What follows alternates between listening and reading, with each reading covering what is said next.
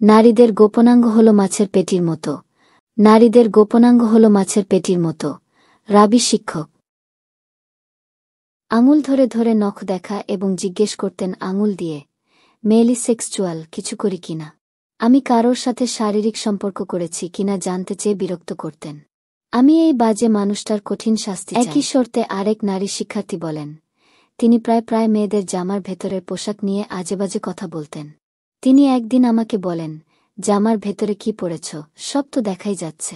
Colour বলবো colour, এই বলে উনি হাহা করে হাসতে থাকেন। উনি ক্লাসে প্রায় ডাবল মিনিং কথাবার্তা বলতেন। ক্লাসে এসে তিনি বলেন, মেয়েরা কলা বেশি করে খাবে, ছেলেরা কলা খাবে না। মেয়েদের তরমুজ ভালো আর ছেলেদের সাগর কলা ভালো। আমার এক সহপাঠীকে বলেন, তুমি বেগুন বেশি বেশি করে খাবা, বেগুন খেতে অনেক মজা। বেগুন খেয়েছ কখনো? এছাড়াও তিনি বলতেন, আমার 3টা পা আছে, আমার 3 নাম্বার পা ধরে রিকোয়েস্ট করলে তোমার রিকোয়েস্ট শুনব। ক্লাসে তিনি বলতেন, মেয়েদের হাতের আঙ্গুলে নখ বড় রাখলে কি জানি করতে অসুবিধা হয়।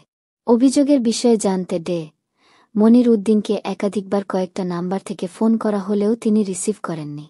হোয়াটসঅ্যাপে তাকে খুদে বার্তা পাঠালেও তিনি কোনো সাড়া দেননি এবং তার বহিষ্কারের দাবিতে আন্দোলন করে। বিভাগের শৃঙ্খলা বজায় রাখার জন্য আমি সেদিন বিকেলেই জরুরি একাডেমিক কমিটির মিটিং কল করি। সেখানে ওই শিক্ষকের বিরুদ্ধে আনীত অভিযোগগুলো নিয়ে আলোচনা করা হয়। মিটিংয়ে কমিটির সবার পরামর্শে তাকে বিভাগের সকল একাডেমিক কার্যক্রম থেকে সাময়িক অব্যাহতি দেওয়া হয়। এ বিষয়ে প্রক্টর অধ্যাপক মো. মাহবুবুর রহমান বলেন, আমরা অভিযোগপত্রটি গ্রহণ করেছি। হয়তো ভিসি স্যারও পত্রটি পেয়েছেন।